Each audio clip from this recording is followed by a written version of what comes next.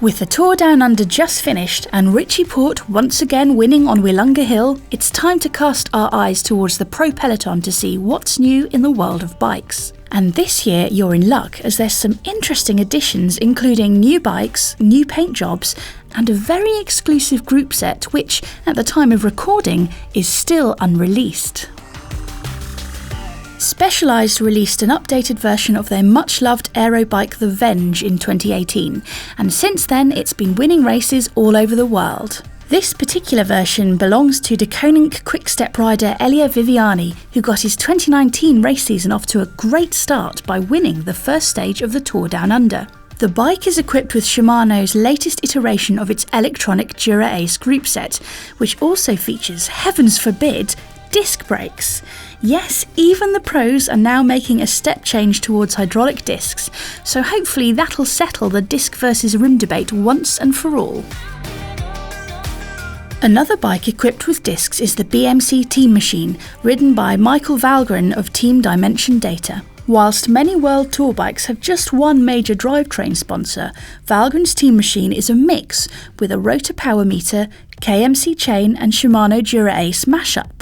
Rotor presumably gave Valgren the option of running their oval Q-rings, but he stuck to the more traditional round chain rings. Finally, there's MV's SES wheels, which are equipped with Vittoria's 25mm tubular tyres. Surprisingly, the steerer tube on Valgren's bike looks to be uncut, so we suspect it was fresh out of the box for the Tour Down Under.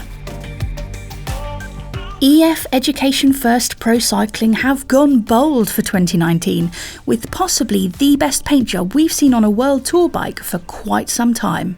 The pink and blue fade is certainly a welcome sight from the more traditional plain black or block colour pattern.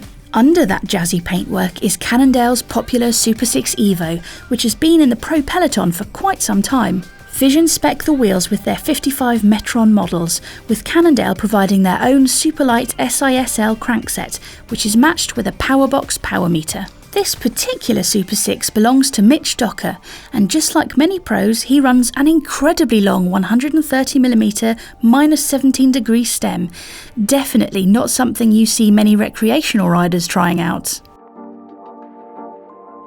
We'd have liked to have shown you some nicer photos of Trek Segafredo's Madone, but we weren't allowed to get very close to it. Why, you ask? Well, just look at that group set.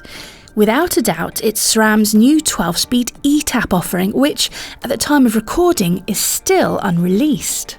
Wheels come courtesy of Bontrager, these particular models being the disc versions. Given the Bontrager wheels, we thought they'd have Bontrager tubs, but it seems for 2019 they will be on pro favourites Vittoria's Corsas. While Richie Porte powered to victory at the top of Willunga Hill for the 6th consecutive time on an Imonda disc, the majority of Trek Segafredo riders were on the Madone disc.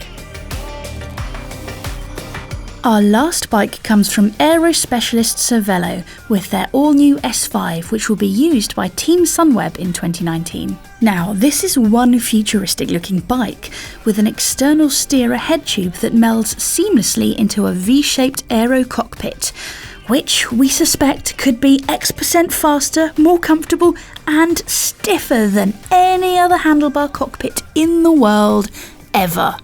Elsewhere, we have the ubiquitous Shimano Dura Ace Di2 group set, which now includes the component giant's inbuilt power meter. This bike belongs to Australian sprinter Michael Matthews, so he has a predictably meaty 54-39 chainring combo at the front. One thing's for sure, it's a striking looking bike, and one we're looking forward to seeing more of in 2019.